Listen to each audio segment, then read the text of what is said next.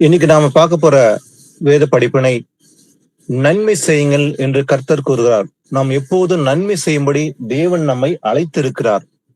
ஏன்னா இயேசு கிறிஸ்து கூட இந்த பூமியில இருந்தபோது அவர் நன்மை செய்கிறவராய் சுற்றிட்டு இருந்தார். அவர் நன்மை செய்தது போலவே நாமும் அவருடைய பிள்ளைகளாக நாமும் கூட நன்மை செய்ய வேண்டும். அந்த நன்மை செய்யத்தான் நம்ம அழைத்திருக்கிறார் தேவன் என்று நாம் அறிந்திருக்கிறோம். தீமைக்கு தீமை சரி கட்டாமல் தீமைக்கு நன்மை செய்யுங்கள் என்று கர்த்தர் கூறுகிறார். அப்ப நன்மை செய்யவே நம்மை தேவன் அழைத்திருக்கிறார். அதனால எப்போதும் நன்மை செய்ய வேண்டும் தேவன் விரும்புகிறார். இயேசு கிறிஸ்து அவர் மனுஷகுமாரனா இருக்கும்போது இந்த பூமியில அவர் சுற்றி இருந்தார். நன்மை செய்யும்படி அவர் அநேக இடங்களுக்கு அவர் புறப்பட்டு போனார். எப்படிப்பட்ட நன்மை வாசிப்போம். முதலாவது அடிப்படை வசனத்தை வாசிப்போம். அப்போஸ்தலர் 10:38 வாசிக்கலாம். ஆக்ட்ஸ் 10:38. அப்போஸ்தலர் 10:38 வாசிங்க. இயேசுவை தேவன் பரிசுத்த ஆவியினாலும் வல்லமையினாலும் அபிஷேகம் பண்ணினார். தேவன் அவருடனே கூட இருந்தபடியினாலே அவர் நன்மை செய்கிறவராயும் பிசாசின் வல்லமையில் அகப்பட்ட யாவரையும் குணமாக்குகிறவராயும் சுற்றித் திரிந்தார். ஆமென். ஆமென். நசரேயனாகிய இயேசுவை தேவன் பரிசுத்த ஆவியினால் வல்லமையினாலும் அபிஷேகம் பண்ணினார். அதனால அவர் என்ன செஞ்சாரு? தேவன் அவரோடு கூட இருந்தபடினாலே அவர் நன்மை செய்கிறவராயும் பிசாசின் வல்லமையில் அகப்பட்ட யாவரையும் குணமாக்குகிறவராகவும் சுற்றி திரிந்தார். இயேசு கிறிஸ்து என்ன பண்ணாரு? அவர் போகிற இடமெல்லாம் யாரெல்லாம் பிசாசில் அகப்பட்டார்களோ அவங்கள பிசாசுல துரத்தினார், நோய்களை சுகமாக்கினார் என்று நாம் அறிவோம். அநேக இடங்கள்ல அநேகரை கணக்கற்ற மக்களை அவர்களை சுகமாக்கினார். அப்படிப்பட்ட நன்மை செய்யும்படி அவர் அநேக இடங்களுக்கு புறப்பட்டு போனார். இன்னைக்கு நமக்கு வாகனம் இருக்கிறது, ஆனால் அன்று வாகனம் அல்ல. அவர் நடந்தே பல பட்டணங்களுக்கு போனார். பல பட்டணங்களுக்கு நன்மை செய்யும்படி அவர் சுற்றி திரிந்தார். நடந்தே அவர் பல பட்டணங்களுக்கு போனார் சொல்லி பார்க்க முடியும். அவருடைய பிள்ளைகளாக நாமும் கூட நன்மை செய்ய வேண்டும். அப்ப தேவன் நன்மை செய்தார், அதே போல அவருடைய பிள்ளைகளும் நன்மை செய்ய வேண்டும் என்று நாம் அறிந்து கொள்கிறோம். வாசிப்போம். மத்தேயு 5:14 14 வாசிக்கலாம். Matthew 5:14-16. நீங்கள் உலகத்துக்கு வெளிச்சமாய் இருக்கிறீர்கள். மலையின் மேல் இருக்கிற பட்டணம் மறைந்திருக்க மாட்டாது. விளக்கை கொளுத்தி மரக்காலால் மூடி வைக்காமல் விளக்கு தண்டின் மேல் வைப்பார்கள். அப்பொழுது அது வீட்டில் உள்ள யாவருக்கும் வெளிச்சம் கொடுக்கும். இவ்விதமாய் மனுஷர் உங்கள் நற்கிரியைகளை கண்டு பரலோகத்தில் இருக்கிற உங்கள் பிதாவை மகிமைப்படுத்தும்படி உங்கள் வெளிச்சம் அவர்கள் முன்பாக பிரகாசிக்க கடவது. ஆமென். ஆமென். யோவான் 8:12 வாசிக்கும் போது இயேசு கிறிஸ்து உலகத்துக்கு வெளிச்சமாக வந்தார். இருளில் இருந்த மக்களுக்கு அவர் வெளிச்சமாக வந்தார். பாவம் என்ற இருள் அகப்பட்டவர்களுக்கு வெளிச்சமாக அவர் இயேசு கிறிஸ்து வந்தார். அப்ப நாம ஒரு காலத்துல இருள இருந்தோம், ஆனால் இன்று அந்த இருளில் விடுவிக்கப்பட்டு வெளிச்சத்துக்கு நாம் வந்திருக்கிறோம். அதனால் நீங்கள் உலகத்துக்கு வெளிச்சமா இருக்கிறீர்கள். ஒரு காலத்துல இருள இருந்தோம், ஆனால் இன்று நாம் உலகத்துக்கு எப்படி இருக்கிறோமா? வெளிச்சமா இருக்கிறோம். வெளிச்சத்துக்குள்ள நடக்க வேண்டும். மலையின் மேல் இருக்கிற பட்டணம் மறைந்திருக்க மாட்டாது. ஒரு உயர்ந்த மலை மேல ஒரு பட்டணம் இருந்தால் அது எல்லாரும் பார்க்கும்படிதான் இருக்கும். அது ஒருபோதும் மறைந்திருக்க முடியாது. அதே போல விளக்கை கொளுத்தி மரக்காலால் மூடி வைக்காமல், ஒரு விளக்கை கொளுத்தி அதை மரக்கால மூடி வைத்தால் அது வெளிச்சம் தருமா அந்த வீட்டிற்கு? அல்ல. ஆனா விளக்கு தண்டின் மேல் வைப்பார்கள். அதனால என்ன நடக்கும்? அப்போது அது வீட்டில் உள்ள யாவருக்கும் வெளிச்சம் கொடுக்கும். அப்போ ஒரு விளக்கை கொளுத்து அது விளக்கின் தண்டின் மேல் வைத்தால் அது வீட்டில் உள்ள அனைவருக்கும் வெளிச்சம் கொடுக்கும். அதை மறைந்திருக்க முடியாது. அதே போலதான் இவ்விதமாய் மனுஷர் உங்கள் நற்கிரிகளை கண்டு, அதே போல மனுஷர் நம்முடைய நற்கிரிகளை பார்த்து என்ன பண்ணுவாங்க? பரலோகத்தில் இருக்கிற உங்க பிதாவை மகிமைப்படுத்தும்படி உங்கள் வெளிச்சம் அவர்கள் முன்பாக பிரகாசிக்க கடவது. அப்ப நம்முடைய வெளிச்சம் மறைத்து வைக்க முடியுமா? அந்த நற்கிரிகளை செய்கிற காரியங்களை மறைத்து வைக்கலாமா? கூடாதே. அதே போலதான் இப்போ ஒரு வெளிச்சம் அடைய வேண்டும் என்றால் அந்த விளக்கை கொளுத்தி என்ன பண்ணும்? அதை மூடி வைக்காம விளக்கின் தண்டின் மேல் வைப்பது போலவே அதே போலதான் ஆண்டவர் சொல்றாரு, மனுஷர் உங்கள் நற்கிரைகளை கண்டு, நற்கிரை என்று சொல்லப்படுது, நற்கிரைகளை செய்வதற்கே நாம் அழைக்கப்பட்டிருக்கிறோம். அப்ப பரலோகத்தில் இருக்கிற உங்கள் பிதாவை மகிமைப்படுத்தும்படி, அப்ப என்ன பண்ணுவாங்க, நம்முடைய தேவனை மகிமைப்படுத்தும்படி நம்முடைய வெளிச்சம் எப்படி இருக்க வேண்டும், அவர்கள் முன்பாக பிரகாசமா இருக்க கடவுது, அதை மறைத்து வைக்க கூடாது என்று கர்த்தர் கூறுகிறார். அதே போல பிலிப்பு 2ஆம் அதிகாரத்துல ஒரு 2-3 வசனம் வாசிக்கலாம். பவுல் ஒரு முக்கியமான விஷயத்தை கூறுகிறார். வாசிப்போம். பிலிப்பு 2ஆம் அதிகாரம் 13-16. ஏனெனில் தேவனே தம்முடைய தயவுள்ள சித்தத்தின்படி விருப்பத்தையும் செய்கையையும் உங்களில் உண்டாக்குகிறவராய் இருக்கிறார். நான் வீணாக ஓடினதும் வீணாக பிரயாசப்பட்டதும் இல்லை என்கிற மகிழ்ச்சி கிறிஸ்துவின் நாளில் எனக்கு உண்டாயிருப்பதற்கு ஜீவ வசனத்தை பிடித்து கொண்டு உலகத்திலே சுடர்களைப் போல பிரகாசிக்கிற நீங்கள் கோணலும் மாறுபாடுமான சந்ததியின் நடுவிலே குற்றமற்றவர்களும் கபடற்றவர்களும் தேவனுடைய மாசற்ற பிள்ளைகளுமாய் இருக்கும்படிக்கு எல்லாவற்றையும் முறுமுறுப்பில்லாமலும் தர்க்கிப்பில்லாமலும் செய்யுங்கள். ஆமென். ஆமென். தேவனே தம்முடைய தயவுள்ள சித்தத்தின்படி விருப்பத்தையும் செய்கையும் உங்களில் உண்டாக்குறாய் இருக்கிறார். அப்போ நமக்குள்ள உண்டாக்குறது யாரு? தேவன். எதை? விருப்பத்தையும் செய்கையும் உண்டாக்குறது தேவன். அப்போ நான் வீணாய் ஓடினதும் வீணாய் பிரயாசப்பட்டதும் இல்லை என்கிற மகிழ்ச்சி, நான் வீணா ஓடின வீணா பிரயாசப்பட்ட அப்படின்னு இல்லாம இல்லை என்கிற மகிழ்ச்சி கிறிஸ்துவின் நாளில் எனக்கு உண்டாயிருப்பதற்கு என்ன பண்ணுவோமா? ஜீவ வசனத்தை பிடித்து கொண்டு உலகத்தில் சுடர்களை போல பிரகாசிக்கிற நீங்கள். அப்போ நாம் வெளிச்சமா இருக்கோம், சுடர்களை போலதான் இருக்கோம். எதை பிடித்து கொண்டு? ஜீவ வசனத்தை பிடித்து கொண்டு உலகத்தில் சுடர்களை போல பிரகாசிக்கிற நாம கோணலும் மாறுபாடான சந்ததியின் நடுவில் குற்றமற்றவர்களாகவும் கபடமற்றவர்களாகவும் தேவனுடைய மாசற்ற பிள்ளைகளா இருக்கும்படிக்கு எல்லாவற்றையும் முறுமுறுப்பு இல்லாம என்ன பண்ணோம்? தர்க்கம் இல்லாமல் முறுமுறுப்பு இல்லாமல் செய்ய வேண்டும். அப்போ நாம நன்மை செய்ய வேண்டும். எப்படி செய்ய வேண்டும்? முறுமுறுப்பு இல்லாம செய்ய வேண்டும். தர்க்கம் இல்லாம முறுமுறுப்பு இல்லாம செய்ய வேண்டும். ஏன்னா இந்த உலகத்துக்கு சுடர்களை போல நாம் வீசும்படி வெளிச்சமா இருக்கிறோம். ஜீவவசனத்தை பிடித்து கொண்டு இருக்கிற நாம இந்த உலகத்தில் சுடர்களை போல பிரகாசிக்கிறோம். அதனால முறுமுறுப்பு இல்லாம தர்க்கம் இல்லாம எதை செய்யலாம்? கர்த்தருக்கு பிரியமாய் நடந்து கொள்ளும்படிதான் செய்ய வேண்டும்.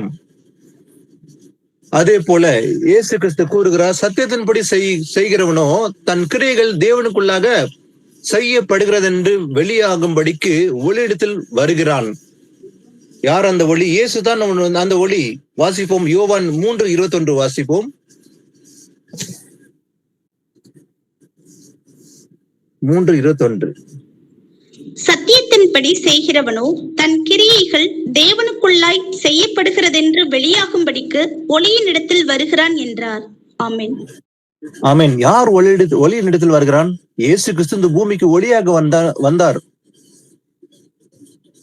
அப்ப யார் அந்த ஒளி இடத்தில் வருகிறான்? சத்தியத்தின்படி செய்கிறவனோ.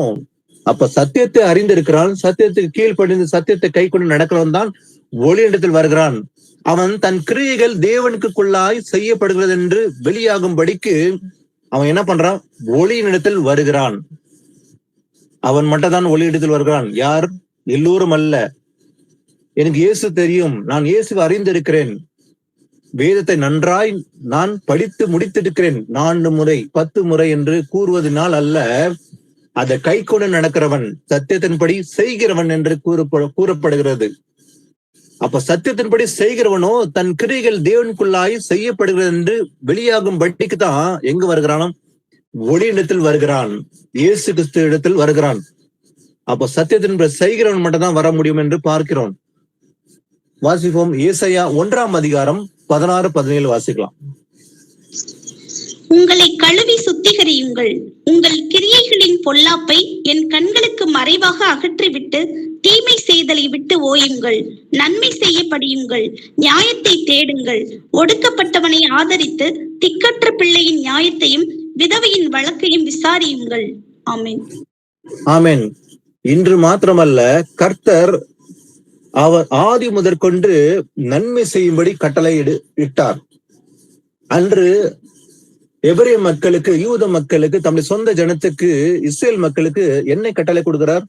உங்களை கழுவி சுத்திகரிங்கள், உங்கள் கிரியைகளின் பொல்லாப்பை என் கண்களுக்கு மறைவாக அகற்றி விட வேண்டும். முதல்ல ஆண்டவர் என்ன கூறுகிறார்? உங்களை சுத்திகரித்துக் கொள்ளுங்கள், உங்கள் பாவங்களை கழுவி சுத்திகரிங்கள், உங்கள் கிரியைகளின் பொல்லாப்பை என் கண்களுக்கு மறைவாக அகற்றி விடுங்கள். ஏனென்றால் அவருடைய கிரியைகள் பொல்லாப்பாக இருந்தது. தேவனை அறிந்திருந்தும் அவர்களுடைய கிரியைகள் ரொம்ப பொல்லாப்பாக இருந்தது. அதனால அவங்க எச்சரிக்கிற ஆண்டவர், உங்களை சுத்திகரிங்கள், உங்கள் கிரியைகளின் பொல்லாப்பை என் கண்களுக்கு மறைவாக அகற்றிவிட்டு தீமை செய்தலை விட்டு ஓயுங்கள், உங்கள் தீமைகளை விட்டு அகற்றி விடுங்கள் என்று கர்த்தர் கூறிவிட்டு சொல்றார். நன்மை செய்ய படியுங்கள், learn to do well. எதை நம்ம கற்றுக்கொள்ள வேண்டுமா? நன்மை செய்ய படியுங்கள் என்று அவர்கள் கட்டளையிட்டார். இன்றும் கூட அதேதான் கர்த்தர் கூறுகிறார். நன்மை செய்ய படியுங்கள் என்று கர்த்தர் கூறுகிறார். நியாயத்தை தேடுங்கள், ஒடுக்கப்பட்டனை ஆதரித்து. யாரை ஆதரிக்க வேண்டும்? ஒடுக்கப்பட்டனை ஆதரித்து திக்கற்ற பிள்ளைகளின் நியாயத்தையும் விதவையின் வழக்கையும் விசாரியுங்கள். இதுதான் தேவனுக்கு பிரியமான கிரியை. இப்படிப்பட்ட நன்மையை செய்ய வேண்டும், இதை படியுங்கள் என்று கர்த்தர் கூறுகிறார். வாசிப்போம். கலாத்தியர் 6ஆம் அதிகாரம் 9-10 வாசிக்கலாம். நன்மை செய்கிறதில் சோர்ந்து போகாமல் இருப்போமாக. நாம் தளர்ந்து போகாதிருந்தால் ஏற்ற காலத்தில் அறுப்போம். ஆகையால் நமக்கு கிடைக்கும் சமயத்திற்கு தக்கதாக யாவருக்கும், விசேஷமாக விசுவாச குடும்பத்தார்களுக்கும் நன்மை செய்ய கடவோம். ஆமென். நன்மை செய்ய வேண்டும் என்று தேவன் விரும்புகிறார். பாருங்க, நன்மை செய்கிறதே சோர்ந்து போக கூடாது. நன்மை செய்வோம், ஆனா அது 1 நாள், 2 நாள், 1 மாதம் இல்ல 1 வருடம் மாத்திரமா செய்ய வேண்டும். சில பேர் நன்மை செய்வாங்க, ஆனா சோர்வடைந்து விடுவார்கள். நான் எவ்வளவு நாட்களுக்கு இந்த நன்மை செய்ய வேண்டும், இன்னுமா செய்ய வேண்டும் என்று சிலருக்குள்ள சோர்வு வரும். ஆனா சோர்ந்து போகக்கூடாது. எதுல சோர்ந்து போகக்கூடாதா? நன்மை செய்கிறதில் சோர்ந்து போகாமல் இருப்போமாக. ஒருபோதும் சோர்வு அடையக்கூடாது நன்மை செய்வதில் என்று கர்த்தர் கூறுகிறார். நாம் தளர்ந்து போகாதிருந்தால் ஏற்ற காலத்தில் அறுப்போம். இன்னைக்கு நன்மை செய்வதில் சோர்ந்து போகாம அது செய்வோமாகில், முடிவு வருடம் இயேசு வருகை மட்டும் நாம் அந்த நன்மை செய்வோமாகில், அதை எப்போது அறுப்போமா? ஏற்ற காலத்தில் அறுப்போம். இயேசு கிறிஸ்து வருகை பின்பாக நாம் உயர்த்தப்படுவோம் என்று கர்த்தர் வாக்களித்திருக்கிறார். அவருடைய இளைப்பாறுதல் பிரவேசித்து நாம் உயர்த்தப்பட போகிறோம். ராஜாக்களை போல, ஆசாரிகளை போல நாம் உயர்த்தப்பட்டு இருப்போம். ஆனா இன்று அதுல சோர்வடைய கூடாது. இன்று நாம் நன்மை செய்வதில் ஒருபோதும் சோர்வடைய கூடாது என்று கர்த்தர் கூறுகிறார். ஆகையால் நமக்கு கிடைக்கும் சமயத்துக்காக யாவருக்கும் என்று ஆண்டவர் கூறுகிறார். விசேஷமாக யாருக்கும்? விசுவாச குடும்பத்தார்களுக்கு நன்மை செய்ய கடவோம். முக்கியமா யாருக்கு நன்மை செய்ய வேண்டுமா? விசுவாச குடும்பம். யார் விசுவாச குடும்பம்? இன்னைக்கு உலகத்தில் கிறிஸ்துவர்கள் என்று பெயர் பெற்றதுனால விசுவாசிகள் என்று கூற முடியாது. நான் இயேசு அறிந்து கொண்டேன், என் பெயர் XYZ என்று வைத்துக் கொள்வதனால் அல்ல. இல்ல என் பெயர் ஜான், என் பெயர் பீட்டர், என் பெயர் யோவான் என்று வைத்துக் கொள்வதனால் அல்ல. அவருடைய வசந்த கீழ்ப்படிந்து கற்பனை கை கொள்கிற பிள்ளைகள். இயேசு மேல விசுவாசம் இருக்குமானால் அவருடைய வசந்தம் நடுங்க வேண்டும். அப்போ வசந்த கீழ்ப்படிந்து கற்பனை கை கொள்கிறவர்கள் மாத்திரமே இயேசுவின் பிள்ளைகளா இருக்க முடியும். அவங்க தான் விசுவாசிகள் என்று கூறுவதனால் அல்ல, அந்த கற்பனையின்படி நடப்பவர்கள் மட்டுமே விசுவாசிகள், இயேசுவின் விசுவாசிகளா இருப்பாங்க. அப்ப விசுவாசமா, அதே போல விசேஷமாக விசுவாச குடும்பம் என்று கூறப்பட்டிருக்கிறது. விசுவாச குடும்பம் என்றால் யாரு?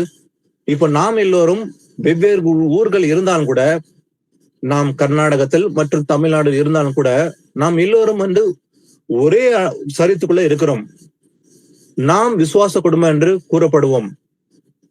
அப்போ இயேசுவின் பிள்ளைகளா இருக்கிற நாம ஒரே மனதோட, ஒரே சிந்தனையோட நாம் எல்லோரும் இந்த சரித்துக்குள்ள வெவ்வேறு அவைகளா இருக்கிறதுனால நாம் விசுவாச குடும்பமா இருக்கிறோம். நமக்குள்ள மாம்சப்படி நாம உறவுகள் அல்ல, ஆவின்படிதான் நம்ம எல்லாருமே இணைக்கப்பட்டிருக்கிறோம். அப்ப நாம விசுவாச குடும்பமா இருக்கிறோமா? ஆம், நாம் விசுவாச குடும்பம். அப்போ இங்க கூறப்பட்ட வசனம் யாருக்கு கூறப்படுகிறது என்றால் நமக்கு தான். அப்ப விசேஷமாக விசுவாச குடும்பத்தார்களுக்கு நன்மை செய்ய கடவும். நாம் ஒருவருக்கொருவர் நன்மை செய்ய வேண்டும். சகோதரிகளுக்குள்ள நமக்குள்ளதான், இந்த விசுவாச குடும்பத்துக்குள்ளதான் நாம் நன்மை செய்ய வேண்டும் என்று வசனம் கூறுகிறது. அதே போல நமக்கு நன்மை செய்ய தெரியாதா? நாம் அறியாம இருக்கிறோமா? இல்லை. ஆண்டவர் என்ன கூறுகிறார்? வாசிப்போம். மீகா 6:8 வாசிப்போம். மனுஷனே, நன்மை என்னதென்று அவர் உனக்கு அறிவித்திருக்கிறார். நியாயம் செய்து இரக்கத்தை சிநேகித்து உன் தேவனுக்கு முன்பாக மனத்தாழ்மையாய் நடப்பதை அல்லாமல் வேற எண்ணத்தை கர்த்தர் உன்னிடத்தில் கேட்கிறார். ஆமென். மனுஷனே, நன்மை என்னதென்று அவர் உனக்கு அறிவித்திருக்கிறார். நன்மை என்னதென்று அவர் நமக்கு அறிவித்திருக்கிறார் என்று கர்த்தர் கூறுகிறார். அப்படின்னா நன்மையை நமக்கு தெரியாதா? எனக்கு தெரியாது என்று ஒருபோதும் சொல்லக்கூடாது.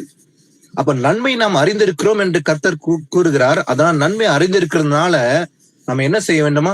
நியாயம் செய்ய வேண்டும். இரக்கத்தை சிநேகித்து தேவனுக்கு முன்பாக மனத்தாழ்மையா நடக்க வேண்டும். இது தவிர வேற எதையும் கர்த்தர் நம்ம இடத்தில் கேட்கவில்லை. சிலர் என்ன நினைக்கிறாங்க? கர்த்தர் கேட்பது என்ன? பணம் கேட்கிறார், பொருளை கேட்கிறார் என்று சில இடத்தில் கூறுகிறார்கள். அதுதான் ஆசீர்வாதம். கர்த்தரிடத்தில் நீங்க வந்து அவரிடத்தில் வாரம் வந்து உங்கள் காணிக்கைகளை கொண்டு வாருங்கள், 10ல் 1 பங்கு கொண்டு வந்து அது காணிக்கையாக செலுத்த வேண்டும் என்று கர்த்தர் கூறினார் என்று போய் சொல்லுகிறார்கள். கர்த்தர் அதை கேட்கவே இல்லை. வானமே சிங்காசனம், பூமி எனக்கு பாதப்படி என்று கர்த்தர் கூறுகிறார். வெள்ளியும் பொன்னும் என்னுடையது என்று கர்த்தர் கூறுகிறார். அப்ப அந்த பூமியில் உள்ள வெள்ளி பொன் எல்லாம் கர்த்தருடையது. கர்த்தர் பணத்தை கேட்பாரா, பொருளை கேட்பாரா? அல்ல. கர்த்தர் கேட்பது என்ன? மனத்தாழ்மையா நடக்க வேண்டும். அவருக்கு முன்பாக மனத்தாழ்மையா நடக்க வேண்டும். நன்மை என்னன்னு நமக்கு தெரியும் என்று கர்த்தர் கூறுகிறார். நன்மை செய்ய வேண்டும். நமக்கு தெரியவில்லை என்று கூற முடியாது. இரக்கத்தை சிநேகித்து தேவனுக்கு முன்பாக மனத்தாழ்மையா நடப்பதை இல்லாமல் வேற எண்ணத்தை கர்த்தரிடத்தில் கேட்கிறார். இதுதான் கர்த்தர் விரும்புகிறார், இதுதான் கேட்கிறார் என்று கர்த்தர் கூறுகிறார். வாசிப்போம். எபேசியர் 2ஆம் அதிகாரம் 8-9 முதல்ல வாசிப்போம். கிருபையினாலே விசுவாசத்தை கொண்டு ரட்சிக்கப்பட்டீர்கள். இது உங்களால் உண்டானதல்ல, இது தேவனுடைய ஈவு. ஒருவரும் பெருமை பாராட்டாதபடிக்கு இது கிரியைகளினால் உண்டானதல்ல. ஆமென். கிருபையினாலே விசுவாசத்தை கொண்டு ரட்சிக்கப்பட்டீர்கள். ரட்சிப்பு என்று எதனால? நான் கிரியை செய்வதனால் அல்ல. கிரியை செய்வது அவசியம். கிரியையுள்ள விசுவாசம் தேவை. வெறும் விசுவாசம் உண்டு என்று கூறிவிட்டு கிரியை இல்லாவிட்டால் அது செத்ததுக்கு சமம் என்று கூறுகிறது வேத வாக்கியம்.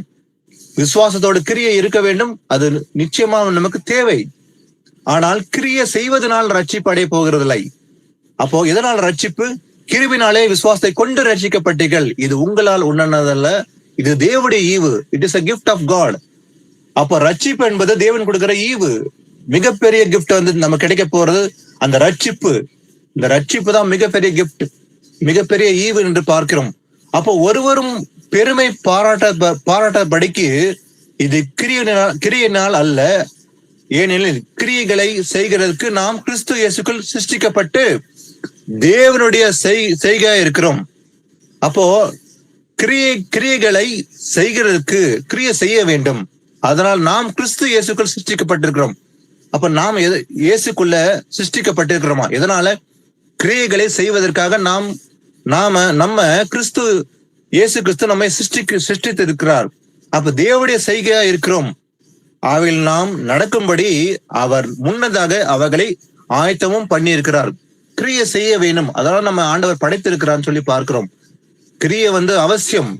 ஆனா கிரியை செய்கிறதுனால் ரட்சிப்பல்ல. கிரியை செய்ய வேண்டும். விசுவாசத்தோட கிரியை இருக்க வேண்டும். எது உண்மையான பக்தி என்று பார்ப்போம். உண்மையான பக்தி என்ன? நான் வாரம் சபைக்கு சொல்ல முடியுமா? இல்ல வாரம் சபைக்கு சென்று நான் காணிக்கைகளை போடுவதனால் பக்தி அடைந்து விட்டேன் என்று சொல்ல முடியுமா? அல்ல.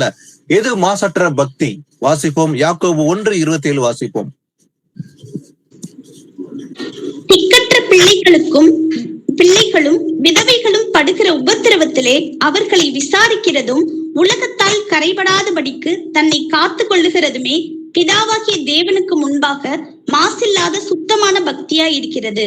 ஆமென். மாசில்லாத சுத்தமான பக்தி என்று எதை கூற முடியும்? திக்கற்ற பிள்ளைகளும் அதே போல விதவைகளும் படுகிற உபத்திரத்திலே அவர்களை விசாரிக்கிறது. இதை செய்ய வேண்டும். அப்போ எனக்கு விசுவாசம் இருக்குமானால் இது செய்ய வேண்டும். எப்படிப்பட்ட கிரியைகள்? திக்கற்ற பிள்ளைகளுக்கும் விதவைகளுக்கும் படுகிற உபத்திரத்திலே, அவங்களுடைய உபத்திரத்திலே அவர்களுக்கு விசாரிக்க வேண்டும். அவர்கள் நன்மை செய்ய வேண்டும். அவர்களை விசாரிக்க வேண்டும். உலகத்தால் கரையப்படாதபடிக்கு தன்னை காத்துக் கொள்கிறதுமே பிதாவாகிய தேவனுக்கு முன்பாக மாசில்லாத சுத்தமான பக்தியா இருக்கிறது. வெளி தோற்றத்தில் காண்பது பக்தி அல்ல. நான் வெள்ளாடைகளை அணிந்து கொண்டு ஆலைக்கு சென்று வருகிறேன், அதனால் பரலோகம் சென்று விட முடியுமா? முடியாது ஒருபோதும். அது பக்தி அல்ல. வெள்ளி தோற்றத்தில் காணப்படுகிறது பக்தி அல்ல. உள்ளான சுபாத்துக்குள்ள வருகிற பக்தி எது என்று இந்த வார்த்தையை வாசிக்கிறோம். திக்கற்ற பிள்ளைகளும் விதவைகளுக்கும் படுகிற உபத்திலே அவர்கள் விசாரிக்கிறது. அதே போல உலகத்தில் கரைப்படாதபடிக்கு தன்னை காத்துக் கொள்ளுகிறதுமே. இந்த உலகத்தில் பாவம் நிறைந்திருக்கிற உலகமா இருக்கிறது. சோதம் குமார பட்டணம் போல இன்னைக்கு உலகம் பாவம் அதிகமா நிறைந்திருக்குது. ஆனாலும் கூட தன்னை காத்துக் கொள்ளுகிறதுமே பிதாவாகிய தேவனுக்கு முன்பாக மாசில்லாத சுத்தமான பக்தி என்று பார்க்கிறோம். அதே போல இதுல முக்கியமா 15-16 ஆதி வாசித்தேன். 15-16. பின்பு இச்சையானது கர்ப்பம் தரித்து பாவத்தை பிறப்பிக்கும், பாவம் பூரணமாகும் போது மரணத்தை பிறப்பிக்கும். என் பிரியமான சகோதரரே, மோசம் போகாதிருங்கள். ஆமென். இல்ல சிஸ்டர், இதுலயே இதே அதிகாரத்துல 15-16 மட்டும் வாசிக்க. யாக்கோபு 1:15-16 தான் பிரதர் வாசிச்சேன். யாக்கோபு 4:15-16 வாசிங்க. ஆதலால் ஆண்டவருக்கு சித்தமானால் நாங்களும் உயிரோடு இருந்தால் இன்னதை செய்வோம் என்று சொல்ல வேண்டும். இப்பொழுது உங்கள் வீம்புகளில் மேன்மை பாராட்டுகிறீர்கள். இப்படிப்பட்ட மேன்மை பாராட்டல் யாவும் பொல்லாங்காய் இருக்கிறது. ஆதலால் ஒருவன் நன்மை செய்ய அறிந்தவனாய் இருந்தும் அதை செய்யாமல் போனால் அது அவனுக்கு பாவமாய் இருக்கும். ஆமென். ஆமென். பாருங்க, ஆண்டவருக்கு சித்தமானால் சில சொல்லுவாங்க, நான் இந்த ஊருக்கு போவேன், இதை செய்வேன், நான் இந்த காரியங்கள் செய்வேன். என் மாம்ச தோன்றுகிறபடி நான் பேசக்கூடாது ஒருபோதும். நான் இந்த பட்டணத்துக்கு போவேன், இந்த காரியங்களை செய்வேன், இந்த பிசினஸ் செய்வேன், அந்தந்த பட்டணத்துக்கு போவேன், இந்த காரியங்கள் செய்வேன் என்று என் எண்ணம் படி நாம சொல்லக்கூடாது. அதுதான் ஆண்டவர் சொல்றார். நாங்கள் இன்றைக்கு அல்லது நாளைக்கு இந்த பட்டணத்துக்கு போய் அங்கே 1 வருஷம் தங்கி வியாபாரம் செய்து சம்பாத்தியம் பண்ணுவோம் என்கிறவர்களை கேளுங்கள். அவங்கதான் ஆண்டவர் சொல்றாரு. என்ன சொல்றாராம்? நாளைக்கு நடப்பது உங்களுக்கு தெரியாதே. உங்க ஜீவன் எப்படிப்பட்டது? கொஞ்ச காலம் தோன்றி பின்பு தோன்றாமற் போகிற புகையை போல இருக்கிறதா. அதான் நம்ம என்ன செய்ய வேண்டுமா? ஆண்டவருக்கு சித்தமானால், ஒருவேளை ஆண்டவர் சித்தமானால் நாங்களும் உயிரோடு இருந்தால் இன்னதை செய்வோம் என்று சொல்ல கடவோம். ஆண்டவருக்கு சித்தமானால் நான் இந்த பட்டணத்துக்கு போவேன், ஆண்டவருக்கு சித்தமானால் இது செய்வேன், இப்படிதான் நாம் பேச வேண்டும் என்று கர்த்தர் கூறுகிறார். இப்போது உங்கள் வீம்புகளில் மேன்மை பாடுறீங்க. இப்படிப்பட்ட மேன்மை பாட்டல் யாவும் பொல்லாப்பா இருக்குது. இப்படிப்பட்ட மேன்மை பாட்டு இருக்கக்கூடாதான். ஆதலால் என்ன செய்ய வேண்டுமா? ஒருவன் நன்மை செய்ய அறிந்தவனா இருந்தும் கூட அதை செய்யாமற் போனால் அது அவனுக்கு பாவமா இருக்கும். அப்ப இது கூட தான் பாவம். எது பாவம்? ஒருவருக்கு நன்மை செய்ய தெரியும், எனக்கு நல்லது நன்மை என்னதென்று அறிந்திருக்கிறார் என்று கர்த்தர் கூறினார். நன்மை என்னதென்று அவர் உனக்கு அறிவித்திருக்கிறாராம். அது அறிந்திரும் கூட நன்மை செய்யாமல் போயிட்டா அது பாவம். அப்ப ஒருவனுக்கு நன்மை செய்ய அறிந்திருக்கிறான், நல்லாவே தெரியும் நன்மை என்னதென்று, அறிந்திரும் கூட அது செய்யாமல் போயிட்டா அது பாவமா இருக்கும். அப்ப நன்மை செய்ய வேண்டும் தேவன் விரும்புகிறார். அது செய்யாம இருக்கக்கூடாது, செய்ய வேண்டும் என்று தேவன் விரும்புகிறார். வாசிப்போம். கொலோசியர் 3:23-25. நீங்கள் கர்த்தராகிய கிறிஸ்துவை சேவிக்கிறதினாலே சுதந்திரமாக்கிய பலனை கர்த்தராலே பெறுவீர்கள் என்று அறிந்து எதை செய்தாலும் அதை மனுஷர்களுக்கென்று செய்யாமல் கர்த்தருக்கென்றே மனப்பூர்வமாய் செய்யுங்கள். அநியாயம் செய்கிறவன் தான் செய்த அநியாயத்திற்கு ஏற்ற பலனை அடைவான். பட்சபாதமே இல்லை. ஆமென். ஆமென். நீங்கள் கர்த்தராகிய கிறிஸ்துவை சேவிக்கிறதுனாலே சுதந்திரமாகிய பலனை கர்த்தராலே பெறுவீர்கள் என்று அறிந்து எதை செய்தாலும், நம்ம எதனா செய்யட்டோம், நன்மையான காரியம் எந்த காரியம் செய்தாலும் அது மனுஷன் கண்டு செய்யக்கூடாது. மனுஷன் பாக்குறான்பா, மனுஷன் என்னை பார்த்து கொண்டு அதனால அவனை பார்த்து நான் செய்யணும், ஆனா அந்த மனுஷனுக்கு செய்ய வேண்டாமா இந்த காரியத்தை என்று செய்யாம கர்த்தருக்கென்றே மனப்பூர்வமாய் செய்யுங்கள். மனப்பூர்வமாய் விரும்பி செய்ய வேண்டுமா? எப்படி? கர்த்தருக்கென்று நான் செய்கிறேன், நான் இந்த வேலைக்கு போறேன், அந்த வேலை அலுவலகத்தில் நான் வேலை செய்கிறேன், அது செய்யும் போது கூட நான் அந்த மனுஷனுக்கு என்று செய்யல, நான் யாருக்கு செய்கிறேன்? கர்த்தருக்கென்று மனப்பூர்வமாய் செய்ய வேண்டும், விரும்பி செய்ய வேண்டும்.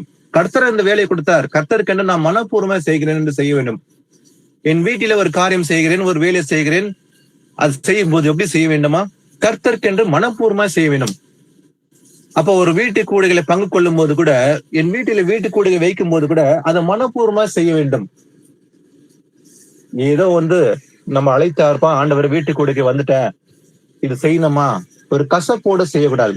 ஒரு சில கசப்போடு செய்து விலகி போனார்கள், விலகி போனார்கள், குற்றம் சாட்டினார்கள். என்னவென்று பார்த்தால், சிலர் வீட்டு கூடைக்கு செய்யும் போது ஒரு விருப்பம் இல்லாத காரியங்களை செய்தாங்க. சிலர் கசப்போட அந்த காரியங்களை செய்தாங்க. என் பேர் இந்த வாரம் இந்த வீட்டுல என் பேர் வச்சுட்டாங்க, கேதரிங்ல இந்த லிஸ்ட் போட்டாங்க, அதனால செய்ய வேண்டும், இதெல்லாம் சமைக்க வேண்டாமா, இதெல்லாம் செய்ய வேண்டாமா, இத்தனை பேருக்கு இதுல வீணா போகிறதே என்று விருப்பம் இல்லாத காரியங்கள் சில செய்தார்கள். 3 மணி நேரம் அமர்ந்து இதை கேட்க வேண்டாமா, இது செய்ய வேண்டாம், என் வீட்டில இதை செய்யும் போது என் வீட்டு பாலா கிடைக்கிறது, இதை செய்து முடிப்பதற்கு, இதை சுத்திகரிப்பதற்கு எனக்கு 1 வாரம் டைம் எடுக்குது, அதனால இது விருப்பமே இல்லாம சிலர் வெறுப்போட சில காரியங்களை செய்தார்கள். அதனால கர்த்தருக்கு பிரியம் இல்லாம அதை நீக்கி விட்டார் என்று நாம் அறிந்திருக்கிறோம். அதனால நம்ம எதை செய்தாலும் அந்த காரியத்தை கர்த்தருக்கு மனப்பூர்வமா செய்ய வேண்டும். இது கர்த்தருக்கு பிரியமான காரியம் என்று சந்தோஷத்தோட செய்ய வேண்டும் என்று கர்த்தரும் விரும்புகிறார். அது மனுஷனுக்கு செய்யலப்பா, நான் கர்த்தருக்கு செய்யறேன் என்று சொல்லி அதை கர்த்தர் விரும்பத்தக்கதாக மனப்பூர்வமா செய்ய வேண்டும், ஒரு சந்தோஷத்தோட செய்ய வேண்டும் கர்த்தரும் விரும்புகிறார். வாசிப்போம். யாக்கோபு 2ஆம் அதிகாரம் 21-26.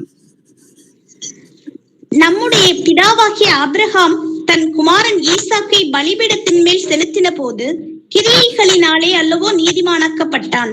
விசுவாசம் அவனுடைய கிரியைகளோட கூட முயற்சி செய்து கிரியைகளினாலே விசுவாசம் பூரணப்பட்டதென்று காண்கிறாயே. அப்படியே ஆபிரகாம் தேவனை விசுவாசித்தான், அது அவனுக்கு நீதியாக எண்ணப்பட்டது என்கிற வேத வாக்கியம் நிறைவேறிற்று. அவன் தேவனுடைய சிநேகிதன் என்று எண்ணப்பட்டான். ஆதலால் மனுஷன் விசுவாசத்தினாலே மாத்திரமல்ல கிரியைகளினாலேயும் நீதிமானாக்கப்படுகிறான் என்று நீங்கள் காண்கிறீர்களே. அந்தபடி ராகாப் என்னும் வேசியும் தூதர்களை ஏற்றுக்கொண்டு வேறு வழியாய் அனுப்பிவிட்ட போது கிரியைகளினாலே அல்லவோ நீதி உள்ளவளாக்கப்பட்டாள். அப்படியே ஆவியில்லாத சரீரம் செத்ததா இருக்கிறது போல கிரியைகள் இல்லாத விசுவாசமும் செத்ததா இருக்கிறது. ஆமென். கிரியைகள் இல்லாத விசுவாசம் செத்ததா இருக்கிறது. அப்போ கிரியை உள்ள விசுவாசம் தான் ஆண்டவர் தேவை. பாருங்க, நம்முடைய பிதாவாகிய ஆபிரகாம் தன் குமாரன் ஈசாக்கை பலிபீடத்தின் மேல் செலுத்தும் போது ஆண்டவர் ஆபிரகாமுக்கு கட்டளை போடுறாரு. யார பலி செலுத்தும்படி? ஈசாக்கை, தன் ஒரே புத்திரனை பலி செலுத்தும்படி சொல்லும் போது ஆபிரகாம் ஒருபோதும் சஞ்சலப்படவும் இல்லை, அவர் வெசனப்படவும் இல்லை, வேதனைப்படவே இல்லை.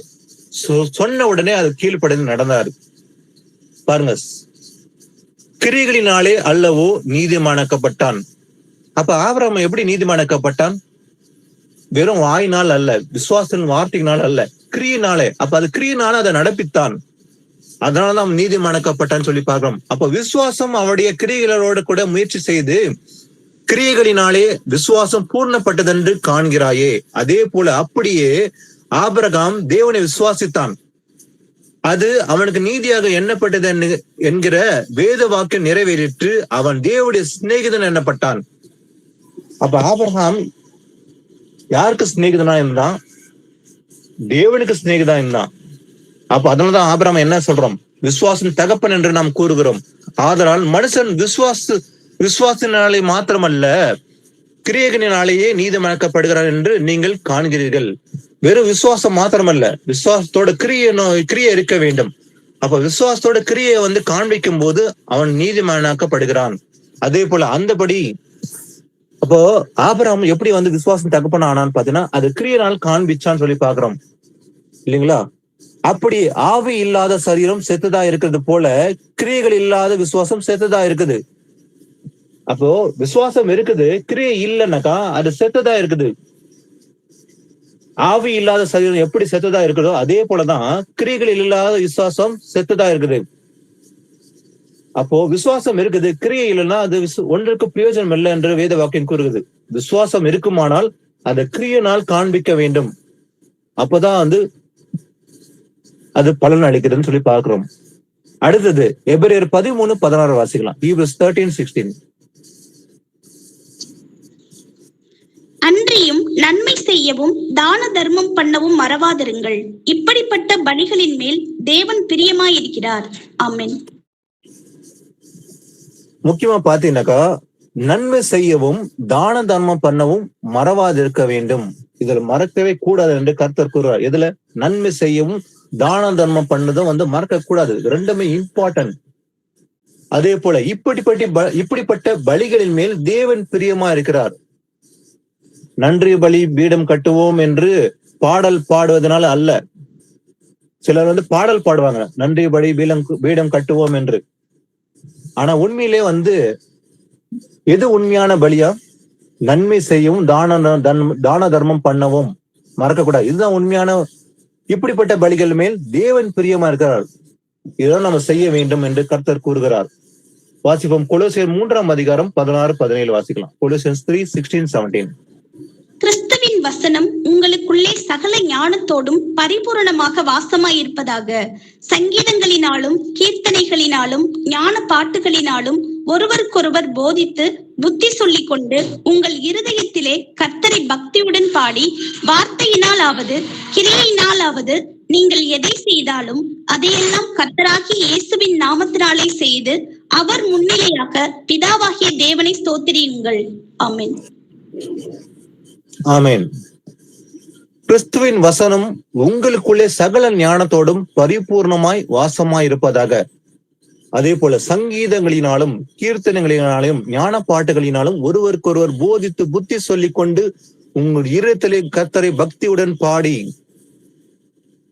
இப்ப சிலர் நினைப்பாங்க, அதாவது நான் பாடல் பாடினா தேவன் பிரியப்படுவாரு, அதனால அது ஆராதனை என்று சிலர் நினைத்துக் கொள்வார்கள்.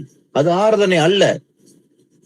சில பேர் மற்றவர்கள் பார்க்கும்படி ஒரு 1000 பேருக்கு முன்பாக பாடுவதனால் தேவன் பிரியப்படுவார், அதுதான் ஆராதனை என்று கூறுவார்கள். அல்ல. புத்தி உள்ள ஆராதனை. எது புத்தி உள்ள ஆராதனை? ரோமர் 12 வாசிக்கிறோம் இல்லைங்களா? உண்மையிலே புத்தி உள்ள ஆராதனை என்று எது கூற முடியும்? ரோமர் 12:1 படி, உங்க சரீரங்களை பரிசுத்தமும் தேவனுக்கு பிரியமாய் ஜீவ பலியாக ஒப்பு கொடுக்க வேண்டும் என்று தேவனுடைய இரக்கங்களை முன்னிட்டு உங்களை வேண்டிக் கொள்கிறேன். இதுவே நீங்கள் செய்யத்தக்க புத்தி உள்ள ஆராதனை. இதுதான் உண்மையான புத்தி உள்ள ஆராதனை. பாடல் பாடுவது ஆராதனை அல்ல. நினைப்பார்கள் பாடல் பாடா தேவன் பிரியப்படுவார், இதுதான் உண்மையான ஆராதனை என்று நினைப்பார்கள். ஆனா பாடல் பாடுவது எதற்காக? மற்ற மெச்சிக் கொள்வதற்காக அல்ல. பாடல் பாடுவது நல்லதுதான். அதான் வசனத்தை பார்க்கிறோம். சங்கீதங்களினாலும் கீர்த்தனையினால ஞான பாட்டுனால ஒருவருக்கு போதித்து புத்தி சொல்லிக் கொண்டு உங்கள் இருதயங்களை பாடி. கர்த்தரை எப்படி பாட வேண்டுமா? நம்ம இருதயத்திலிருந்து பாட வேண்டும். அப்போ தேவனை துதித்து பாடுவது நல்லது. நாம் வேலை செய்யும் போதும் இல்ல வீட்டில இருக்கும் போதும் மற்ற நேரங்களில் நம்ம தேவனை துதித்து பாடுவது நல்லதுதான். ஆனா மற்ற மெச்சிக் கொள்வதற்காக நாம் பாட வேண்டியது அவசியம் அல்ல. அதே போல வார்த்தையினாவது கிரியையினாவது நீங்கள் எதை செய்தாலும் எப்படி செய்ய வேண்டுமோ அதெல்லாம் கர்த்தராக இயேசுவின் நாமத்தினால செய்ய வேண்டும். அவர் முன்னிலையாக பிதாவாகிய தேவனை ஸ்தோத்தரிக்க வேண்டும். நம்ம எதை செய்தாலும் கர்த்தர் பிரியப்படும்படி இயேசு கிறிஸ்துக்காக நம்ம செய்ய வேண்டும். அப்படிப்பட்ட நன்மையை செய்ய வேண்டும். இப்படிப்பட்ட நன்மை செய்ய வேண்டும். தேவன் பிரியப்படுகிறார். வாசிப்போம். மத்தேயு 6:1-4. மனுஷர் காண வேண்டும் என்று அவர்களுக்கு முன்பாக உங்கள் தர்மத்தை செய்யாதபடிக்கு எச்சரிக்கையாயிருங்கள். செய்தால் பரலோகத்தில் இருக்கிற உங்கள் பிதாவினிடத்தில் உங்களுக்கு பலன் இல்லை.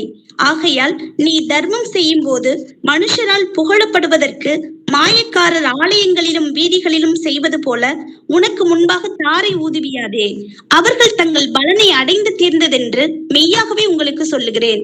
நீயோ தர்மம் செய்யும் போது உன் தர்மம் அந்தரங்கமாய் இருப்பதற்கு உன் வலது கை செய்கிறதை உன் இடது கை அறியாதிருக்க கடவது. அப்பொழுது அந்தரங்கத்தில் பார்க்கிற உன் பிதா தாமே உனக்கு வெளியரங்கமாக பலனளிப்பார். ஆமென். ஆமென். இப்படிப்பட்ட பலிகள் மேல் தேவன் பிரியமா இருக்கிறேன் என்று கர்த்தர் கூறினார். எப்படிப்பட்ட பலிகள் மேல்? நன்மை செய்யவும் தான தர்மம் பண்ணவும். ஆனா அந்த தான தர்மத்தை சிலர் காண வேண்டும் என்று செய்வாங்க. இங்க பாக்குறோம், மனுஷர் காண வேண்டும் என்று அவர்கள் முன்பாக தர்மத்தை செய்யாதபடிக்கு எச்சரிக்கை இருக்க வேண்டும். Be careful. மனுஷர் பார்க்கும்படி செய்யக்கூடாதா? செய்தால் பரலோகத்தில் இருக்கிற உங்கள் பிதாவினத்தில் உங்களுக்கு பலன் இல்லை. ஆனால் ஆகையால் நீ தர்மம் செய்யும் போது எப்படி செய்ய வேண்டுமா? மனுஷரால் புகழப்படுவதற்கு மாயக்காரர் ஆலயங்களில் வீதிகளிலும் செய்கிறது போல உங்களுக்கு முன்பாக தாரை ஊதுவியாதே, அவர்கள் தங்கள் பலன் அடைந்து தீர்ந்ததென்று மெய்யாக உங்களுக்கு சொல்லுகிறேன். ஆனா அவங்க அப்படி செய்வாங்க. ஆனா நீயோ தர்மம் செய்யும் போது நம்ம எப்படி செய்ய வேண்டுமா? உன் தர்மம் அந்தரங்கமாய் இருப்பதற்கு உன் வலது கை செய்கிறதை உன் இடது கை செய்ய அறியாதிருக்க கடவது. அப்ப நம்ம ஒரு தர்மத்தை செய்யும் போது மனுஷன் காண வேண்டும் என்று செய்யக்கூடாதான். அப்ப அந்தரங்கத்தில் செய்ய வேண்டும், ரகசியமா செய்ய வேண்டும். மனுஷன் மெச்சிக்கொள்வதற்காக மற்ற பார்க்கும்படி செய்யாம கர்த்தர் பார்க்கிறார் என்னை என்று செய்ய வேண்டும். அதான் சொல்றார் ஆண்டவர், உன் வலது கை செய்கிறதை உன் இடது கை அறியாதிருக்க கடவது. அப்போது அந்தரங்கத்தில் பார்க்கிற உன் பிதா தாமே உனக்கு வெளியரங்கமாய் பலன் அளிப்பார். அப்ப நம்ம செய்யும் போது மனுஷர் காண வேண்டும் செய்யாம கர்த்தர் என்ன பார்க்கிறார், கர்த்தர்க்கென்று செய்கிறேன் என்று மனப்பூர்வமாய் அது செய்ய வேண்டும். அப்போது நமக்கு எப்போது பலன் உண்டு? பிதா தாமே உனக்கு வெளியரங்கமாய் பலன் அளிப்பார். அப்ப தான தர்மம் செய்யும் போது கூட நாம அந்த ரங்கத்தில் நம்ம மறைமுகமா மற்ற மெச்சிக்கொள்ளாதபடிக்கு கர்த்தர் பார்க்கிறார் என்று கர்த்தருக்கென்று மனப்பூர்வமா செய்ய வேண்டும். அப்போதுதான் நமக்கு பலன் என்று கர்த்தர் கூறுகிறார். வாசிப்போம் 2 தீமோத்தி 3ஆம் அதிகாரத்துல இந்த வேத வாக்கியம் எதற்காக நமக்கு கொடுக்கப்பட்டது? 2 தீமோத்தி 3ஆம் அதிகாரம் 16-17 வாசிக்கலாம். வேத வாக்கியங்கள் எல்லாம் தேவ ஆவியினால் அருளப்பட்டிருக்கிறது.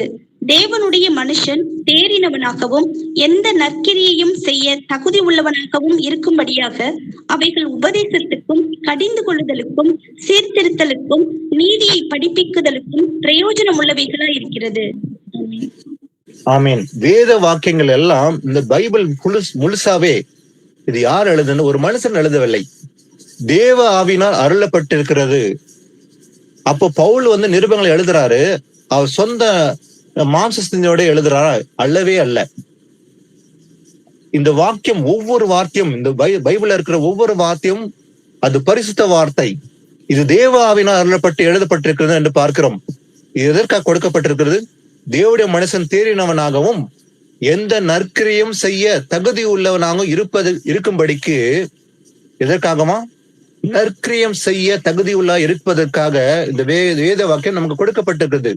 அதே போல அவைகள் உபதேசத்துக்கும் மாத்திரமல்ல, உபதேசத்துக்கும் கடிந்து கொள்ளுதலுக்கும் சீர்திருத்தத்துக்கும் நீதிய படிப்புக்குதலுக்கும் பிரயோஜனம் உள்ளவளாய் இருக்கும்படி கொடுக்கப்பட்டிருக்கிறது. அப்ப வேத வாக்கியம் எதற்காக கொடுக்கப்பட்டிருக்குதா? எந்த நற்கிரியம் செய்ய தகுதி உள்ளவனாகவும் இருக்கும்படி, நம்மளை மாற்றும்படிதான் வேத வாக்கியம் கொடுக்கப்பட்டிருக்குது. அதே போல உபதேசம் பண்ணவும் கடிந்து கொள்ளவும் சீர்திருத்தம் பண்ணவும் நீதியை படிப்பிக்கவும் பிரயோஜனம் உள்ளவரா இருக்கும்படிக்கு இது நமக்கு கொடுக்கப்பட்டிருக்குதுன்னு சொல்லி பார்க்கிறோம். வாசிப்போம் 3 யோவான்ல 11ஆம் வசனத்தை வாசிக்கலாம். 11th verse, 3rd John. அவனுக்கு வாழ்த்துதல் சொல்லுகிறவன், நீ தீமையானதை பின்பற்றாமல் நன்மையானதை பின்பற்று. நன்மை செய்கிறவன் தேவனால் உண்டாயிருக்கிறான், தீமை செய்கிறவன் தேவனை காணவில்லை. ஆமென். ஆமென். நீ தீமையானதை பின்பற்றாமல் நன்மையானதை பின்பற்றுங்கள். இந்த பூமியில தீமையான காரியங்கள் எனக்கு அதிகமா நிறைந்திருக்கு. இன்று மாத்திரமல்ல, அன்றும் கூட சோதம் குமர பட்டணத்துல பாத்தீங்கன்னா அன்று இருப்பது போல இன்றும் இருக்கிறது. ஆனா தீமையான காரியம், தீமை அதிகமா இருந்தது. சோதம் குமர பட்டணத்தை ஏன் ஆண்டவர் அழிச்சு போட்டாரு? அக்னியினால் தீமை அதிகரித்தது. தீமை நிறைந்த பட்டணமா இருந்தது, பாவம் நிறைந்த பட்டணம், தீமை அதிகமா இருந்தனால்தான் அந்த பட்டணத்தை அழித்து போட்டார். இந்த பூமியில தீமை இருக்குது இன்னைக்கு கூட, இருந்தாலும் கூட தீமையை நாம் பின்பற்ற கூடாது. தீமையை பின்பற்றாமல் நன்மையானதை பின்பற்ற வேண்டும். அப்ப நன்மையை பின்பற்ற வேண்டும் என்று சொல்லப்பட்டது போலவே நன்மை நமக்கு தெரியாதா? நன்மை நமக்கு தெரியும் என்று ஆண்டவரை கூறுகிறார், நமக்கு அறிவித்து இருக்கிறார். நமக்கு நன்மை என்னன்னு தெரியும். தெரியலன்னு ஒருபோதும் சொல்ல முடியாது. அப்ப நமக்கு நன்மை என்னது என்று அறிந்திருக்கிறதுனால அந்த நன்மை நாம் பின்பற்றுறதுக்கு நாம் கடனாலே இருக்கிறோம். அப்ப நன்மை செய்கிறவன் தேவனால் உண்டாயிருக்கிறான். அப்ப நன்மை என்னதென்று அறிந்து நன்மை செய்தால் அவன் யாரால் உண்டாயிருக்கிறான்? தேவனால் உண்டாயிருக்கிறான். தீமை செய்கிறவன் தேவனை காணவில்லை, அவன் தேவனை அறியாத ஒரு பிள்ளையா இருக்கிறான். அப்ப தீமை செய்கிறவன் தேவனை அறியவில்லை, நன்மை செய்கிறவன் தேவனை அறிந்திருக்கிறான், அவன் தேவனால் உண்டாயிருக்கிறான்னு சொல்லி பார்க்கிறோம். 1 யோவான் 2:29 வாசிக்கலாம். 1 John 2:29.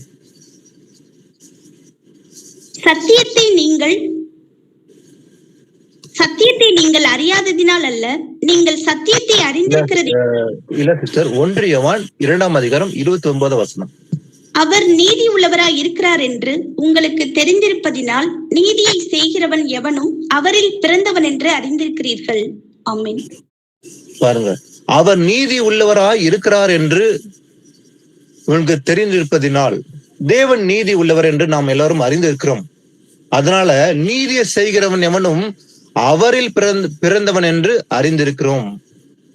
அறிந்திருக்கிறீர்கள். தேவன் நீதி உள்ளவர் என்று நாம் எல்லாரும் அறிந்திருக்கிறோம். இன்றைக்கு ஒரு காலத்துல அறியாம போலதான் இருந்தோம். ஆனா தேவன் நீதி செய்கிறார். அவர் எதை செய்தாரோ நீதி செய்கிற தேவனா இருக்கிறார் என்று நாம் அறிந்திருக்கிறோம். அதனால நீதியை செய்கிறவன், அதே போல நீதியை செய்கிறவன் எவனும் அவரில் பிறந்தவன் என்று அறிந்திருக்கிறீர்கள். அப்ப அவர் செய்வது போலவே நாமும் நீதி செய்ய வேண்டும். நாம் நீதியை தான் தேடுன்னு சொல்லி ஆண்டவர் சொல்றாரு. முதலாவது தேவனுடைய ராஜ்யத்தில் நீதியை தேடுங்கள். அப்ப நீதியை தேடுங்கன்னு சொன்னார் ஆண்டவர். நம்ம நீதியை தேடி அதை அறிந்து இருக்கிறதுனால நாமளும் அதே நீதியை செய்கிற பிள்ளைகளா இருக்க வேண்டும். அப்ப நீதியை செய்கிறவனும் அவரில் பிறந்தவன் என்று அறிந்திருக்கிறீர்கள். தீத்து 3:14 வாசிக்கலாம். தீத்து 3:14. நம்முடையவர்களும் கனியற்றவர்களாய் இராதபடி குறைவுகளை நீக்குகிறதற்கு ஏதுவாக நற்கிரியைகளை செய்ய பழகட்டும். ஆமென். நம்முடையவர்களும் கனியற்றலாய் இராதபடிக்கு குறைவுகளை நீக்குகிறதற்கு ஏதுவாக நற்கிரைகளை செய்ய பழகட்டும். அப்போ குறைகளை பாருங்க, கனியற்றலா இருக்கக்கூடாது. ஒருபோதும் கனி கொடுக்க வேண்டும். ஆண்டவர் கூறுகிறார். அநேக இடங்களை பார்க்கிறோம், கனி கொடுக்க வேண்டும். ஆனா கனியற்றலா இருக்கக்கூடாது. கனியற்றலா இராதபடிக்கு குறைவுகளை நீக்குவதற்கு ஏதுவான நற்கிலே செய்ய பழக கடவும். அப்ப நற்கு செய்வதற்கு நாம் பழக வேண்டுமா? கனியற்றலா இருக்கக்கூடாதுன்னு சொல்லி பார்க்கிறோம். இன்னொன்னு முக்கியமான விஷயம், இந்த சபை கூடுதலை பற்றி நம்ம நல்லாவே தெரியும் இல்லைங்களா? கடந்த 5 வருடம் 6 வருடமாக நம்ம எல்லாரும் சபை கூடலை செய்து கொண்டுதான் வருகிறோம். ஆனா இந்த சபை கூடல் முக்கியமா சிலருக்கு எதற்காகவே சில பேர் இன்னும் கூட தெரியாம இருக்குது. சபை கூடல்னா என்ன? நான் கட்டட சபைத்த இருந்த ஒரு காலத்துல இன்னைக்கு வீட்டு சபையில வந்துட்டேன்ப்பா, அது மட்டும் தான் அறிந்திருக்கிறாங்க. ஆனா சபை கூடல் எதுக்காக முக்கியமா செய்கிறோம் என்று நாம் அறிந்து கொள்வது அவசியம். இந்த சபை கூடுதல் எதற்காக செய்கிறோம்? இதை மறுபடியும் வாசிக்கலாம். எபிரேயர் 10:24-25 வாசிக்கலாம்.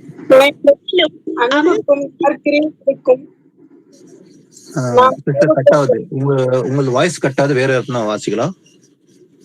மேலும் அன்புக்கும் நற்கிரியைகளுக்கும் நாம் ஏவப்படும்படி ஒருவரை ஒருவர் கவனித்து சபை கூடி வருதலை சிலர் விட்டு விடுகிறது போல நாமும் விட்டுவிடாமல் ஒருவருக்கொருவர் புத்தி சொல்ல கடவோம். நாளானது சமீபித்து வருகிறதை எவ்வளவாய் பார்க்கிறீர்களோ அவ்வளவாய் புத்தி சொல்ல வேண்டும். ஆமென். மேலும் அன்புக்கும் நற்கிரியைகளுக்கும் நாம் ஏவப்படும்படி ஒருவருக்கொருவர் கவனித்து. எதற்காக சபை கூடுதலாம்? அன்புக்கும் நற்கிரைகளுக்கும். அன்பு, இரண்டாவது நற்கிரை. இது ரெண்டுக்கும் ஏவனப்படி. இது முக்கியமா, இது ரெண்டு தான் முக்கியம். சபை கூடுதல் என்பது. சபை கூடி வருதலை சிலர் விட்டு விடுவது போல நாம விட்டு விடக்கூடாது. விட்டு விடாமல் சிலர் விட்டு விடுவாங்க, ஆனா நாம விட்டு விடக்கூடாது. விசுவாசம் இல்லாதவர்கள் சபை கூடல வர மாட்டாங்க.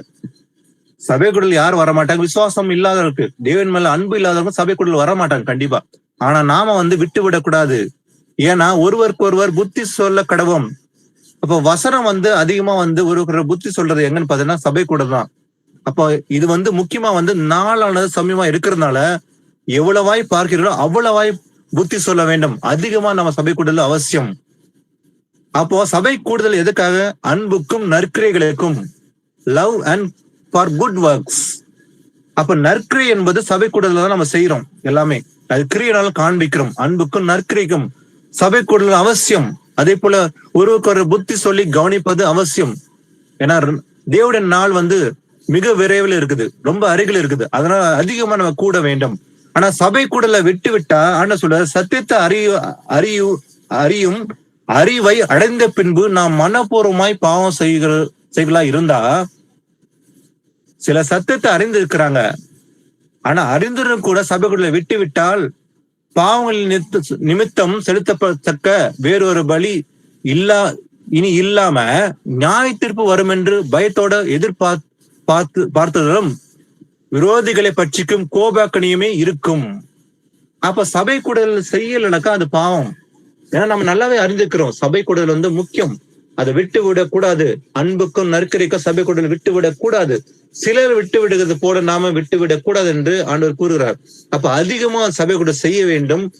ஏன்னா ஒருவருக்கு ஒருவர் புத்தி சொல்லி கவனிக்கிறது எல்லாமே எங்க என்பது சபை கூடல் தான். அப்ப சபை கூடல் என்பது ஆடல் பாடல் என்பதற்காக அல்ல.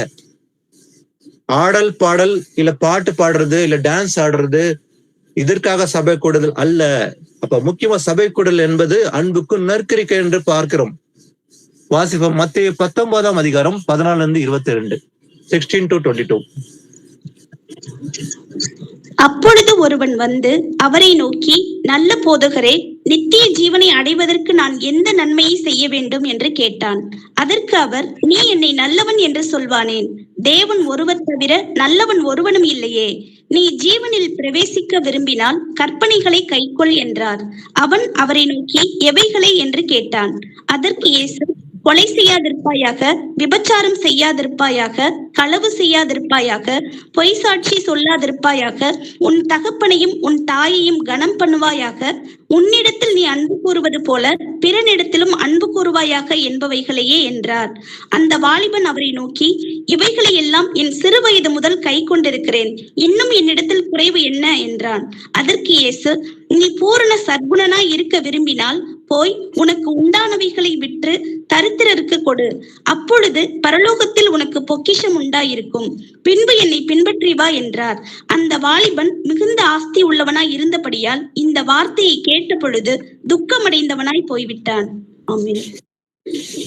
ஒரு மனுஷன் கேக்குறான், நல்ல போதகரேன்னு சொல்லி ஏசப்பா கேக்குறான், நித்திய ஜீவனை அடைவதற்கு நான் எந்த நன்மையை செய்ய வேண்டும் கேக்குறான். நித்திய ஜீவனை அடையணும் நானு, அதுக்கு எந்த நன்மை செய்ய வேண்டும் கேட்கும் போது ஏசப்பா சொல்றாரு, நீ என்னை நல்லவன் என்று சொல்வானேன்?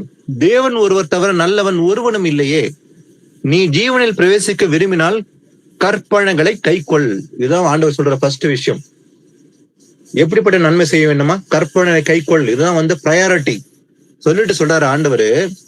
அதுக்கு அவன் அவரை நோக்கி எவைகளை என்று கேட்கும் போது ஏசப்பா சொல்றாரு, கொலை செய்யாதிருப்பாயாக, விபச்சாரம் செய்யக்கூடாது, களவு செய்யக்கூடாது, பொய் சாட்சி சொல்லக்கூடாது, உன் தகப்பனையும் தாயும் கனம் பண்ண வேண்டும், உன்னிடத்தில் நீ அன்பு கூறுவது போல பிறனிடத்தில் அன்பு கூறுவாயாக என்பவைகளை அப்படின்னு ஏசப்பா சொல்லும் போது அந்த வாலிபன் சொல்றான், இவைகளெல்லாம் என் சிறு வயது முதற்கொண்டே கை கொண்டிருக்கிறேன், இதெல்லாம் நான் கடைப்பிடிக்கிறேன் ஆண்டவரே, கரெக்டா அப்படின்னு சொல்லும் போது, இன்னும் இடத்துல வேற எதனா குறைவு இருக்குதா அப்படின்னு கேட்கும் போது ஏசப்பா சொல்றாரு, நீ பூர்ண சர்க்குணனா இருக்க விரும்பினால் போய் உனக்கு உண்டானவர்களை விற்று தரித்திரருக்கு கொடுக்க வேண்டும்.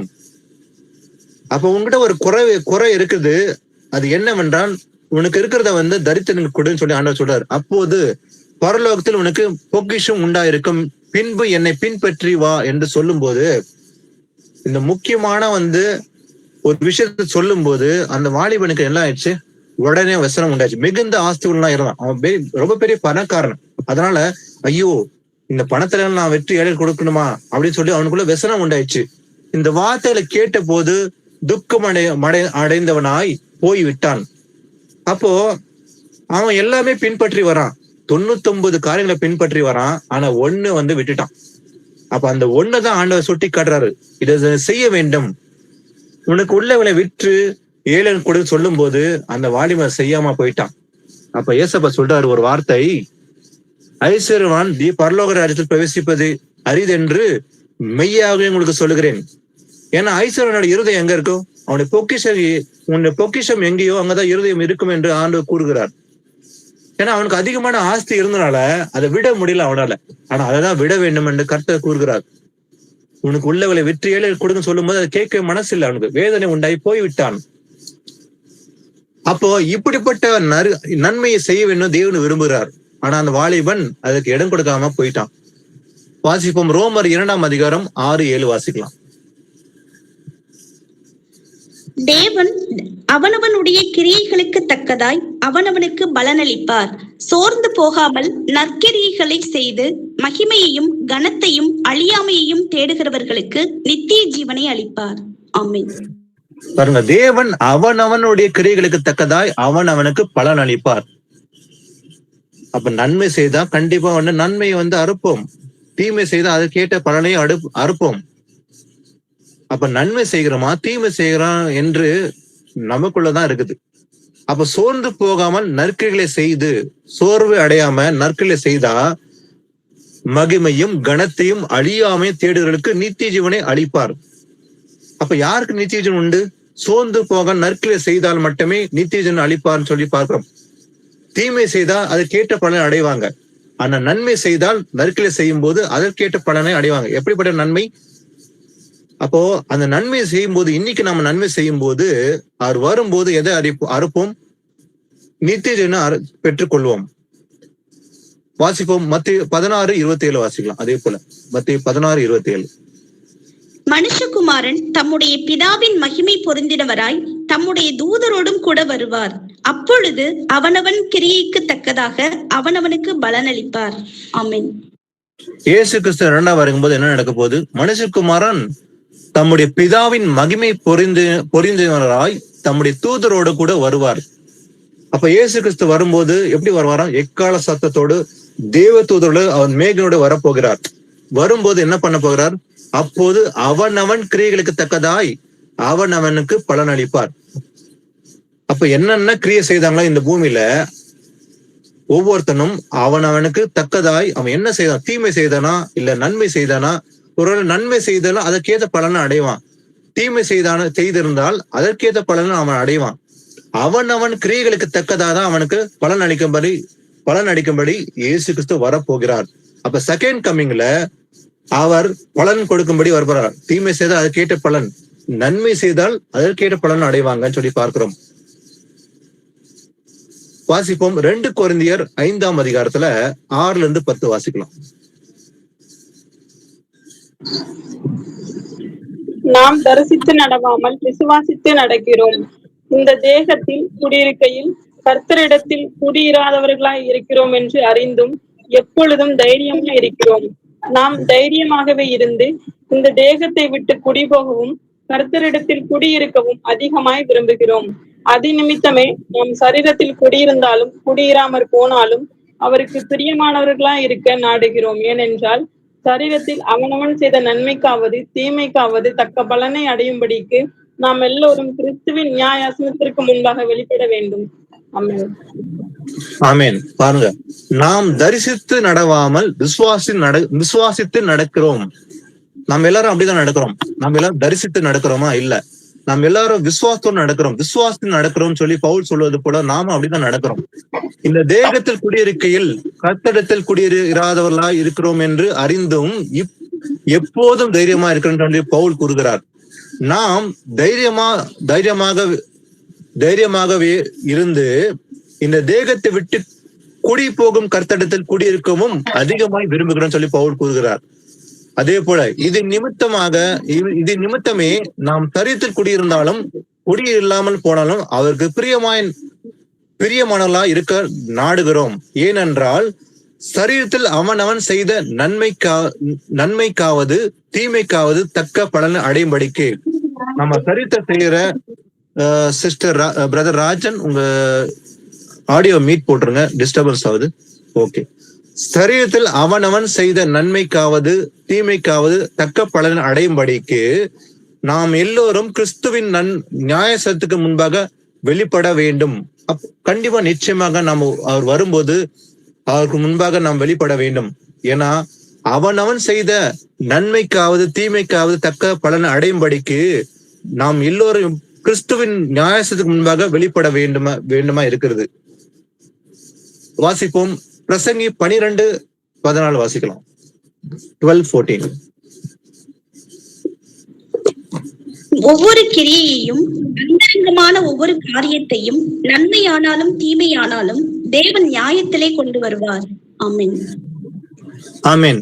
ஒவ்வொரு கிரியையும் நாம செய்கிற கிரியை அது எதுவானாலும் சரி, அந்தரங்கமான ஒவ்வொரு காரியத்தையும் சரி, அது நன்மையானாலும் சரி தீமையானாலும் சரி, தேவன் நியாயத்திலே கொண்டு வருவார். நம்ம செய்கிற கிரியை எதுவானாலும் சரி இந்த பூமியில, அது அந்தரங்கத்துல மறைமுக செய்தாலும் சரி, அது வெளியரங்கமா செய்தாலும் சரி, அது நன்மையானாலும் தீமையானாலும் எதை செய்தாலும் சரி, அது எல்லாவற்றையும் தேவன் என்ன பண்ண போகிறாராம்? அவர் நியாயத்தில் கொண்டு வருவார். ஏன்னா அவர் வரும்போது அவர் நியாயத்திற்கும்படி வரப்போகிறார். இந்த 2ஆம் வருகை எப்படி இருக்க போகுது? அவர் நியாயாதிபதியாக இறங்கி வர போகிறார். மனுஷகுமாரனாக நியாயாதிபதியாக அவர் தீர்ப்பு கொடுக்கும்படி நியாயாதிபதியாக இறங்கி வர போகிறார். அப்போ ஒன்று, பாவம் செய்ததுக்கு நியாய தீர்ப்பு கொடுக்கும்படி வரப்போறார். 2வது, ரட்சிப்பு அருளும்படி. அப்ப இயேசுவின் பிள்ளைகளால் நடந்து, கற்பனை கை கொண்டு நடந்து, முடிவு நிலைத்திருந்து நன்மை செய்யும்படி நன்மையை படிப்பித்தவர்கள், கற்பனை கை கொண்டு நடந்தவர்கள், அவர் நித்திய அடைய போகிறார். அப்போ ஒரு பங்கு, ஒரு கூட்ட மக்கள் நித்திய நாடு அடைவதற்காக காத்திருப்பாங்க. ஆனா ஒரு கூட்ட மக்கள் பாவம் செய்து நியாய தீர்ப்பு அடையும்படி காத்திருக்க போகிறாங்க. அதனால தேவன் நியாயத்தில் எல்லாவற்றையும் கொண்டு வருவார்னு சொல்லி பாக்குறோம். வாசிப்போம். சங்கீதம் 37:3 வாசிக்கலாம். 37:3. கர்த்தரை நம்பி நன்மை செய், தேசத்தில் குடியிருந்து சத்தியத்தை மேய்ந்து கொள். ஆமென். கர்த்தரை நம்பி நன்மை செய்ய வேண்டும். யாரை நம்பி நன்மை செய்ய வேண்டுமா? கர்த்தரை நம்பி நாம என்ன பண்ணுமா? நன்மை செய்ய வேண்டும். தேசத்தில் குடியிருந்த சத்தியத்தை மேய்த்துக்கொள். தேசத்தில் குடியிருந்து எதை மேய்த்துக் கொள்ள வேண்டுமா? சத்தியத்தை மேய்த்துக் கொள்ள வேண்டும். அப்ப நன்மை செய்ய ஒருபோதும் நம்ம தவறக்கூடாது. இது வரைக்கும் நம்ம வாஸ்தவம் இந்த வார்த்தைகளை எல்லாமே பாத்தீங்கன்னாக்கா, நன்மை செய்ய வேண்டும். கர்த்தர் அதை விரும்புகிறார். நாம் நன்மை செய்யவே கர்த்தர் நம்ம அழைத்திருக்கிறாராம். அப்ப நன்மை செய்ய ஒருபோதும் தவறக்கூடாது என்று கர்த்தர் கூறுகிறார். சோ இது வரைக்கும் நம்ம வாஸ்தவம் இல்லைங்களா? அப்போஸ்தலர் 10:38 படி கர்த்தர் இந்த பூமியில எப்படி இருந்தாரோ அவர் நன்மை செய்கிறார், சுட்டி திருந்தார். அப்போஸ்தலர் 10:38 வாசிக்கும் போது, அந்த பூமியில இருக்கும்போது கூட அவர் பிசாசை துரத்தவும் நோய்களை குணப்படுத்தும்படி அவர் நன்மை செய்யும்படி சுட்டி தெரிந்தார். அதே போல அவருடைய பிள்ளைகளும் நன்மை செய்யும்படி நாமும் பழக வேண்டும். இது வரைக்கும் ஆவியான சபைக்கு நன்மை செய்ய வேண்டும் என்று கர்த்தர் இந்த வார்த்தைகளை வெளிப்படுத்தும்படி அவருக்கு துதியும் கனமும் புகழ்ச்சியும் உண்டாவது. ஆமீன். ஒரு ஜெபத்தோட இந்த பைபிள் ஸ்டடியை முடிக்கலாம். சோ நம்மில் ஒருவர் யாராவது ஒரு முடிவு ஜெபத்தை செய்யலாம். ஒரு பினிஷிங் பிரேயர் பிரதர் சிஸ்டர்ஸ் யாருன்னா பண்ணுங்க. பிரதர் சிஸ்டர்ஸ் யாருன்னா ஒருத்தர் முடிவு ஜெபம் பண்றீங்களா? ஒரு பினிஷிங் பிரேயர் பண்ணுங்க. எங்கள் ஆண்டவராக இயேசுவே அப்பா, உண்மை வாழ்த்துக்கிறோம், வணங்குகிறோம், உண்மை போற்றுகிறோம், புகழுகிறோம், உண்மை ஆராதிக்கிறோம், உமக்கு நன்றி செலுத்துகிறோம் ராஜா. ஏசப்பா, நீர் நல்லவர், வல்லவர் ஆண்டவரே. நீர் இரக்கமும் மன உருக்கமும் நீடிய சாந்தமும் மிகுந்த கிருபை நிறைந்தவர் ஆண்டவரே. ஏசப்பா, நீர் சர்வ வல்லமுள்ள தேவன் ஆண்டவரே. ஏசப்பா, நீர் நேற்றும் என்றும் என்றும் மாறாத தேவன் ஆண்டவரே. உண்மை துதிக்கிறோம், உண்மை ஸ்தோத்தரிக்கிறோம், உண்மை மகிமைப்படுத்துகிறோம், உமக்கு கோடான கூடி நன்றி செலுத்துகிறோம் ராஜா. ஏசப்பா, இவ்வளவு நேரம் நீங்க பிரதரை மறைச்சு ஆண்டவரை நீங்க வெளிப்பட்ட கிருபைக்காக உங்க கோடான கூடி நன்றி ஆண்டவரே. நன்றி ராஜா. ஏசப்பா ஆண்டவரே, நன்மை செய்யறோம்னு சொல்லி ஆண்டவரை எங்களுக்கு நீங்க வெளிப்படுத்திருக்கீங்க ஏசப்பா. அப்ப அதன்படி ஆண்டவரை நற்கிரியைகளை செய்கிற பிள்ளைகளா தகப்பன் எங்களை நீங்க வழி நடத்துங்க ஆண்டவரே. ஏசப்பா ஸ்தோத்திரம் தகப்பனி. ஒவ்வொரு நாள் ஆண்டவரை நீங்க அநேக சத்தியத்தை தகப்பன் எங்களுக்கு வெளிப்படுத்தி வரீங்க ராஜா. உங்க கோடான கூடி நன்றி ஆண்டவர். நாங்க கேட்கிற பிள்ளைகளா மாத்திரம் இல்ல ஆண்டவரே, அதன்படி நடக்கிறதுக்கு எங்களுக்கு கிருபையை தாங்க ராஜா. துதிகிற மகிமையெல்லாம் உமக்கு மாத்திரம் செலுத்துகிறோம். கர்த்தராகிய இயேசு கிறிஸ்துவின் மகா பரிசுத்த நாமத்தினால் எங்க ஜெபங்களை எல்லாம் ஏறெடுக்கிறோம் எங்கள் ஜீவனுள்ள நல்ல பிதாவே. ஆமென். ஆமென். ஆமென். Praise the Lord, brother, sister. Thank you, brother. Praise the Lord, brother. Praise the Lord, brother. Praise the Lord, brother. Praise the Lord, brother. Praise the Lord, brother.